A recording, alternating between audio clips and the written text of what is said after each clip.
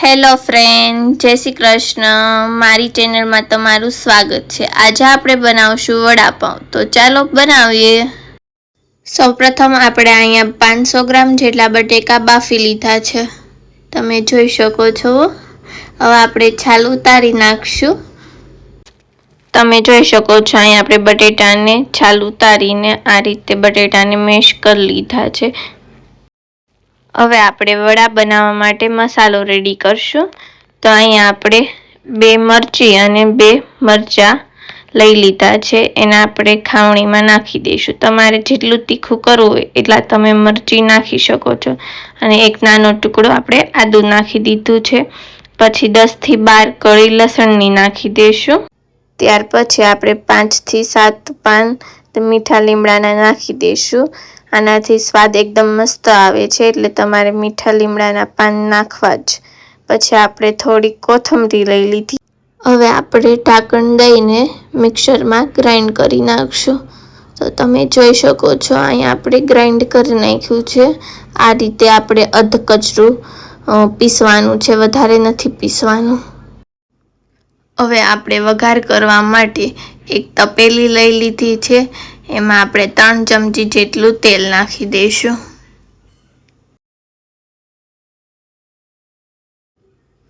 અહીંયા આપણું તેલ ગરમ થઈ ગયું છે. હવે આપણે આમાં 1 ચમચી જેટલું જીરું નાખી દઈશું. 3 ચમચી જેટલી રાઈ નાખી દઈશું. આપણે વડાપાવનો તમે મસાલો બનાવો તો રાઈનું પ્રમાણ વધારે જ નાખો, જેથી વડાપાવના વડા એકદમ ટેસ્ટી બને છે. ત્યાર પછી આપણે મીઠા લીમડાના પાન નાખી દઈશું. મીઠા લીમડાના પાનનું પ્રમાણ વધારે જ નાખવું, જેથી ટેસ્ટ એકદમ મસ્ત આવે છે. એટલે મીઠા લીમડાના પાન ફરજિયાત તમારે નાખવાના જ. ત્યાર પછી આપણે જે પેસ્ટ રેડી કરી હતી એ બધી આપણે આમાં નાખી દઈશું. ત્યાર પછી મિક્સ કરીને આપણે સારી રીતે 2 મિનિટ માટે સાતળવા દઈશું, જેથી લસણ મરચી એની કચાશ દૂર થઈ જાય. ત્યાં સુધી આપણે સાતળવા દેવાનું છે. જો તમારે લસણ ન નાખવું હોય તો તમે સ્કીપ પણ કરી શકો છો, પણ વડાપાઉં લસણ નાખશો તો જ એકદમ મસ્ત ટેસ્ટી બનશે.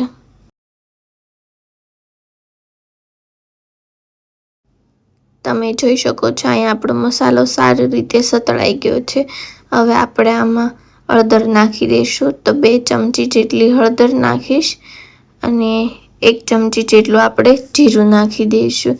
હળદરનું પ્રમાણ થોડુંક વધારે નાખવું, જેથી યલો કલર તમારા વડાના મસાલામાં આવી જાય. હવે આપણે સારી રીતે પાછું મિક્સ કરી નાખશું અને અડધી મિનિટ માટે આપણે સાતળવા દઈશું. હવે આપણે ગેસની ફ્લેમ બંધ કરી દઈશું અને આપણો મસાલો રેડી થઈ ગયો છે. આપણે જે મેશ કરેલા બટેકા હતા એની અંદર આપણે આ બધો મસાલો નાખી દઈશું. ત્યાર પછી આપણે થોડા ધાણા નાખી દઈશું.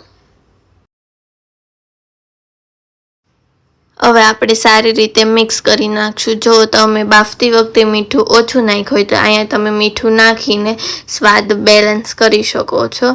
અહીંયા મારે મીઠું રેડી છે એટલે હું મીઠું નથી નાખતી. તમારે ખાલી આ જ રીતે વઘાર કરીને કરવાનું છે. તમારે બટેટાને વઘાર કરો તો એ નથી નાખવાનું. ગેસ ઉપરથી ઉતારી દો પછી બટેટા નાખવાના છે. થોડો ખાટો સ્વાદ આપવા માટે આપણે અડધું જેટલું લીંબુ નીચવી દીધું છે. તમારે આખું નાખવું હોય તો પણ તમે આખું નાખી શકો છો. હવે પાછું આપણે સારી રીતે મિક્સ કરી નાખશું. તમારે જે સાઈઝમાં વડા બનાવવો હોય એટલો મસાલો લઈ આ રીતે તમારે રાઉન્ડ શેપ આપી દેવાનો છે વડાનો. આ જ રીતે તમારે બધા વડા રેડી કરી લેવાના છે. જોઈ શકો છો અહીંયા આપણે આ રીતનો રાઉન્ડ શેપ આપી દીધો છે. આપણું વડું રેડી થઈ ગયું છે. તમે જોઈ શકો છો અહીંયા આ રીતે આપણે બધા વડા રેડી કરી લીધા છે. હવે આપણે વડા માટે ચણાના લોટનું બેટર રેડી કરી લઈશું. આપણે અહીંયા એક વાસણ લઈ લીધું છે. એમાં 3 વાટકા જેટલો આપણે ચણાનો લોટ નાખી દઈશું. તમે જેટલા વડા બનાવો એ પ્રમાણે તમારે ચણાનો લોટ લઈ લેવાનો છે. ચણાનો લોટ નાખી દીધા પછી હવે આપણે સ્વાદ અનુસારે મીઠું નાખી દઈશું. તો અહીંયા હું 2 ચમચી જેટલું મીઠું નાખું છું.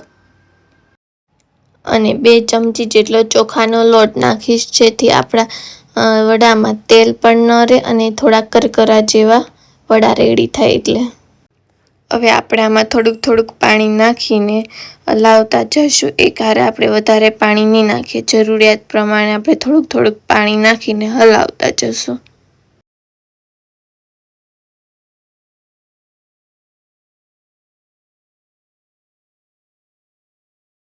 તો તમે જોઈ શકો છો આ રીતે આપણે બેટર રેડી કરી નાખ્યું છે.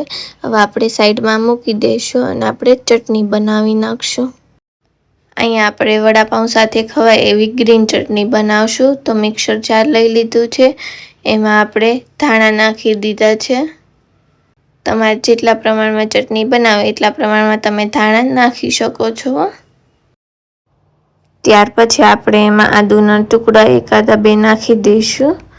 પછી આપણે મરચી લઈ લીધી છે, આપણે તો એમાં મરચી નાખી દેવાની છે. 2 જેટલી આપણે મરચી લઈ લીધી હતી. ત્યાર પછી આપણે 1 ચમચી જેટલું મીઠું નાખી દઈશું. આપણે સ્વાદ અનુસાર મીઠું નાખી દેવાનું છે. 1 ચમચી જેટલું આપણે જીરું નાખી દઈશું. હવે આપણે બરફના ટુકડા નાખી દઈશું. તમે જ્યારે ચટણી બનાવો ત્યારે તમારે પાણી ન નાખવું, બરફના ટુકડા જ નાખવા, એટલે જેથી જેવો ચટણીનો કલર ગ્રીન જ રહેશે, કાળા ઉપર નહીં થાય. ક્યારેક તમારી ચટણી કાળી થઈ જાય છે, પણ એ તમે પાણી નાખો એટલે. તો તમે જોઈ શકો છો અહીંયા આપણી ચટણી આપણે ગ્રાઇન્ડ કરી લીધી છે અને એકદમ ગ્રીન એવી ચટણી આપણી વડાપાઉં સાથે ખવાય એવી રેડી થઈ ગઈ છે. હવે આપણે વડાપાઉં સાથે લાલ ચટણી જે હોય એ બનાવવાના છીએ. તો અહીંયા આપણે વાસણ લઈ લીધું છે, એમાં 4 થી 5 ચમચી જેટલો આપણે ચણાનો લોટ લઈ લઈશું.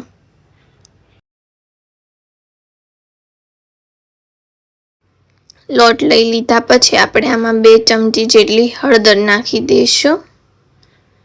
ત્યાર પછી આપણે સ્વાદ અનુસાર મીઠું નાખી દેવાનું છે. 1 ચમચી જેટલું લાલ મરચું નાખી દેવાનું છે.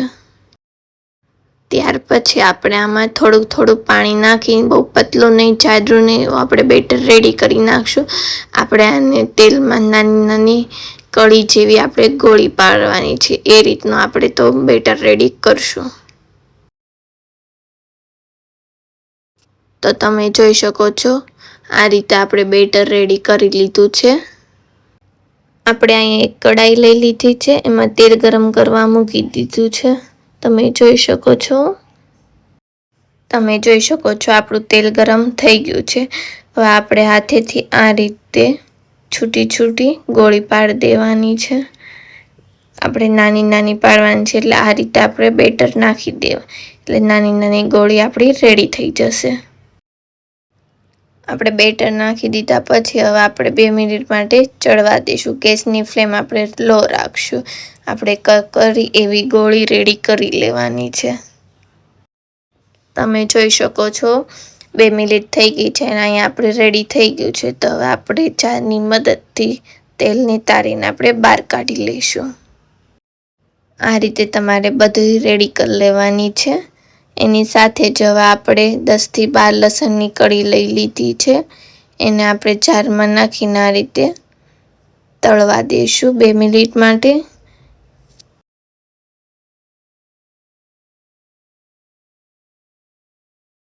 તો તમે જોઈ શકો છો અહીંયા આપણે બ્રાઉન કલરની લસણની કળી થઈ ગઈ છે. હવે આપણે બહાર કાઢી લઈશું. તો તમે જોઈ શકો છો અહીંયા આપણે જે ચણાના લોટની કળી પાડી હતી એ અને લસણને આપણે છાલ ઉતારીને આપણે 5 મિનિટ માટે રેસ્ટ કરવા મૂકી દીધું હતું. હવે આપણે મિક્સર જારની અંદર લસણની કળી અને આ જે ચણાના લોટની કળી છે એ આપણે બધી આમાં નાખી દઈશું. તો તમે જોઈ શકો છો અહીંયા આપણે મિક્સર જારની અંદર બધી નાખી દીધી છે. હવે આપણે સ્વાદ અનુસાર મીઠું નાખી દઈશું. તો હું 1 ચમચી જેટલું મીઠું નાખું છું. હવે તમારે જેટલી તીખી ચટણી પસંદ હોય એટલું તમે કાશ્મીરી લાલ મરચું નાખી શકો છો. તો હું અહીંયા 3 મોટી ચમચી જેટલું કાશ્મીરી લાલ મરચું નાખું છું. હવે આપણે ઢાંકણ બંધ કરીને સારી રીતે ગ્રાઇન્ડ કરી નાખશું. તમે જોઈ શકો છો અહીંયા આપણી ચટણી સારી રીતે ગ્રાઇન્ડ થઈ ગઈ છે. જોઈ શકો છો લાલ એકદમ મસ્ત એવી આપણી લાલ ચટણી રેડી થઈ ગઈ છે. તમે વડાપાઉં બનાવો તો આ ચટણી જરૂરથી બનાવજો, જેથી તમે બહાર મળે એવા જ તમારા ઘરે ટેસ્ટી એવા વડાપાઉં રેડી થશે.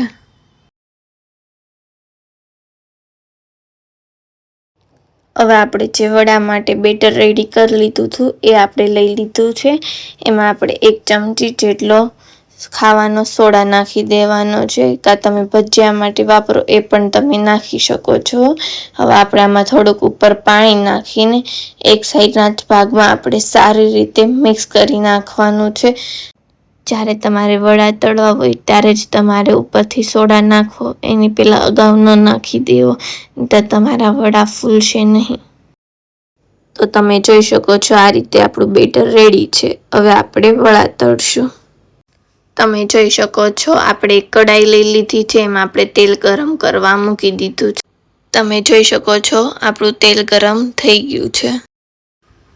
આ રીતે આપણે બેટરમાં વડું નાખીને આ રીતે ઉપરથી લોટ નાખી દઈશું અને આ રીતે થોડું નિતારીને આપણે તેલમાં મૂકી દઈશું.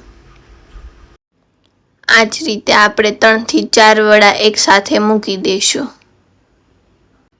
જ્યારે તમે વડા તળો ત્યારે તમારે ગેસની ફ્લેમ એકદમ લો જ રાખવાની છે. તમે જોઈ શકો છો આ જ રીતે આપણે 4 વડા નાખી દીધા છે. હવે આપણે 2-3 મિનિટ માટે એક સાઈડ આપણે ચડવા દઈશું. 2-3 મિનિટ થઈ ગઈ છે અને આપણા વડા એક સાઈડથી ચડી ગયા છે. હવે આપણે બીજી સાઈડ પલટાવી નાખશું. તમે જોઈ શકો છો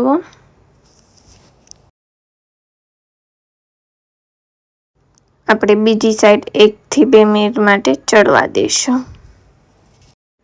તમે આ જ રીતે પરફેક્ટ માપ સાથે જો ઘરે વડા રેડી કરશો તો તમે બહાર પણ ખાવાના ભૂલી જાઓ એવા તમારા વડાપાઉં એકદમ ટેસ્ટી અને ચટાકેદાર બનશે. તમે જોઈ શકો છો 2 મિનિટ થઈ ગઈ છે અને આપણા વડા એકદમ રેડી થઈ ગયા છે. તો આપણે કાઢી લઈશું બહાર.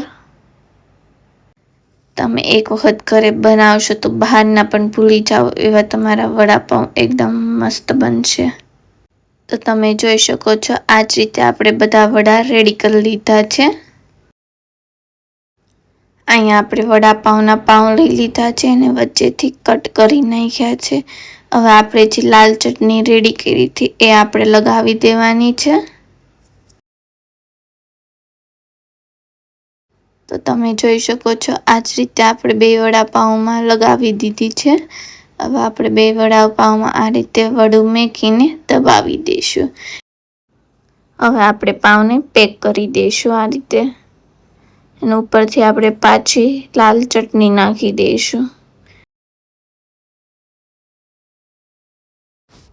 જો તમને વડાપાઉં તળીને પણ પસંદ હોય તો તમારે પહેલાં પાઉંને તળી નાખવાનું છે. પછી આ રીતે તમારે વચ્ચે વડું મેકીને તમારે વડાપાઉં રેડી કરી લેવાનું છે. તમે અહીંયા જોઈ શકો છો આપણે ગ્રીન ચટણી અને સોસ લઈ લીધો છે. એની સાથે આપણે વડાપાઉં ખાવાના છીએ. જો ફ્રેન્ડ્સ મારો વિડીયો ગમ્યો હોય તો લાઈક કરજો. આવા જ નવા વિડીયો જોવા માટે સબસ્ક્રાઈબ કરજો. Thank you.